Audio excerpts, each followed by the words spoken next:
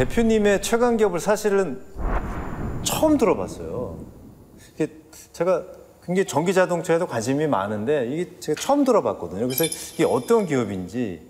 저희 회사는 1998년도에 설립이 돼서 올해 26년 차 들어가는 회사인데 아마 잘 모르실 겁니다. 왜냐하면 회사 창립에서부터 약 한 20년간은 해외 자동차 개발에 관련된 업무만을 쭉 하다가 2018년도부터 이제 나무차의 엔지니어링 업무를 그만하고 우리가 직접 국내에서 차를 만들어야 되지 않겠느냐고 생각을 해가지고 이제는 자동차를 만드는 회사로 탈바꿈을 했기 때문에 역사는 길지만은 저희 회사에 대해서 모르는 것이 당연하다 그렇게 생각합니다. 그 엔지니어링이라고 하면 뭔지 잘 모르겠어요. 자동차를 만들려고 그러면 5만 대를 만들 것인가 10만 대를 만들까에 따라서 공장 규모도 달라질 거고 네. 이러한 사항들을 종합적으로 계획을 하고 컨셉을 잡아가지고 자동차를 만들 수 있게끔 기술적인 지도를 해주는 이런 업무를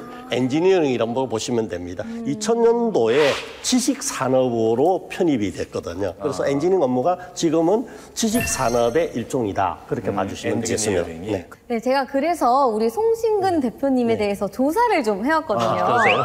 네, 당시에는 부산 기계공고죠. 전국 기능 경기대회에서 무려 1등을 하시고 곧바로 자동차 K그룹의 스카웃 그리고 그 해인 1975년에 국제기능올림픽에서 또 판금 부분에서 동메달을 따십니다. 와.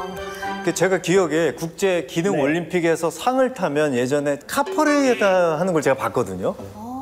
혹시 그러면 하셨나요? 카퍼레이드도? 전 동메달이지 않습니까? 동메달은 카프레드를 못하고 버스 타고 뒤에 따라가야 됩니다. 아이고. 그때- 금메달 딴 분은 앞에 가고 네. 동메달 딴 분은 버스 타고 뒤에 따라가요? 네. 그래서 그때 제가 큰 실망과 서름을 많이 당했거든요. 그래서 앞으로 인생을 살아나가면서 절대 실수를 하지 말아야 되겠다. 제가 실수를 해가지고 동메달을 받았기 때문에 실수만 안 했으면 금메달 네, 따실 수 그래서 있었어요? 그때 동메달도 내가 너무 잘하신 건데. 동메달도 잘하신 거죠? 그때 카풀에 대해서 버스 타고 한번 가보세요. 기분이 어떤가. 서름. 그런 서름을 제가 그럴 그 수도 당시에 있을 것 느껴가지고 지금의 실수 안 하고 살아나가는 인생을 꿈꾸게 됐다. 그러면 대기업에 다니시다가 IMF쯤에 퇴사하시고 이 혼자 나오셔서 만드신 건 아니죠? 제가 IMF 거의덤에 회사를 그만두고 나올 적에 동료 7명이 같이 합류를 해가지고 자본금 1억으로 엔지니어링 회사를 설립하게 됐죠. 자본금 1억. 네. 그때 생각하면 좀 아찔합니다.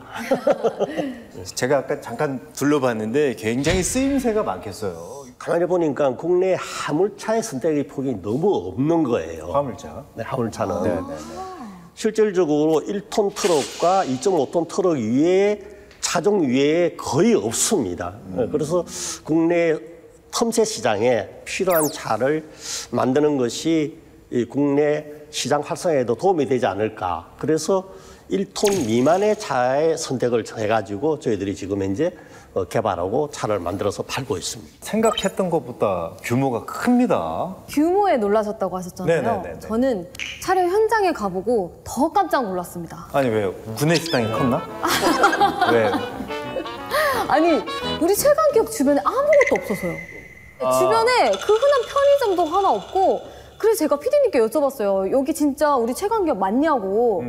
지금 비어있는 그 장소가 상생형 일자리 부업체가 들어올 장소이기 때문에 비어있는데 올해부터 실질적으로 공사가 진행이 돼가지고 올 연말까지 완공이 되면 명실공히 자동차 산업단지가 형성된다고 봐주시면 되겠습니다. 그러면 횡성하면 한우를 떠올리는 게 아니라 그런 최강기업이 떠오를 수도 있겠는데요. 앞으로는 이모빌리티 산업단지와 전기자동차를 만드는 횡성 이렇게 바뀌기를 기대하고 있습니다. 그러네요. 근데 저는 우리 최강기업의 광고나 프로모션을 본 적은 없는 것 같아요.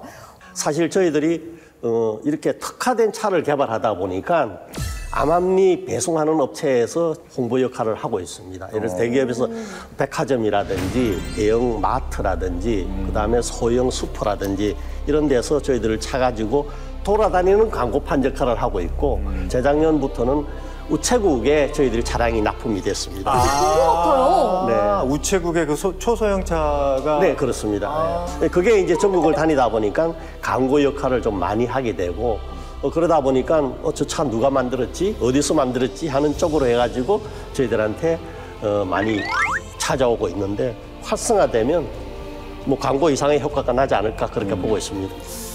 근데 이제 뭐 자동차가 나오면 이제 이 자동차가 괜찮은지 튼튼한지 뭐 여러 가지 기능은 좋은지 검사를 하는데 모든 차량을 다 전수 검사를 한다는. 나중에 문제가 많았을 경우에는 뭐라겠습니까? 중소기업이 만드는 거니까 당연히 그럴 거야 생각할 거 아닙니까? 그거 편견을 없애야 되지 않겠어요? 네네. 제가 명장입니다. 네네. 명장이 만든 차가 명품이 아니고 고장나는 차라 그러면 뭐 제가 얼굴을 못 들고 다닐 겁니다. 그래서 제가 품질 관리를 가장 우선시 해가면서 경영을 하고 있습니다. 교통사고가 나면 이 충격에 좀 데미지가 좀 많이 있잖아요. 그래서 운전하시는 분들이 좀 상해를 입는 경우를 제가 좀 본 적이 있는데 이 바퀴를 운전석 밑이 아닌 앞으로 배치한 게 좀 획기적이에요. 네, 지금 대부분 화물차 같은 경우에는 앞에 코가 없지 않습니까? 그렇죠. 밋밋하다 보니까 충돌했을 때 바로 운전사한테 치명적인 영향을 주고 있습니다. 네네네. 먼저 그거를 최대한 방지하고자 저희들이 코를 만들고 타이어를 압축을 하다 보니까 운전석에 밀리는 양을 최소화할 수 있었습니다. 초소형 전기차는 실질적으로 정면 충돌 안전 법규를 거치지 않아도 출시가 가능한 차량입니다. 그러나 차라는 것은 생명을 다루는 그런 물체, 이동하는 물체지 않습니까? 만일에 저희 차를 타다가 운전사가 뭐 잘못됐다 이랬을 경우에는 제 양심이 허락을 안 할 것 같습니다. 그래서 저희들은 교통안전공단에서 실시하는 정면 충돌 안전법규에 충분히 만족할 수 있게끔 초소형 차지만은 적용을 했습니다. 대표님의 말씀을 들으니까 이 차를 사고 싶다는 생각이 들어요. 감사합니다. 네, 마지막으로 우리 최강기업의 비전과 목표에 대해서 알고 싶어요. 저희는 1톤 미만의 특화된 시장에 틈새 시장에 다양한 고객들이 원하는 차량을 생산해가지고 그분들의 만족도를 좀 높이는 것이 저희들이 기본적으로 생각하는 거고요. 또 중소기업이 만든다고 해가지고 품질이 떨어진다든지 사후 관리가 안 된다든지 이러한 부분이 절대 생기지 않도록 고객 만족을 최우선으로 해가지고 경영하는 것이 저희 꿈이고 앞으로의 희망입니다.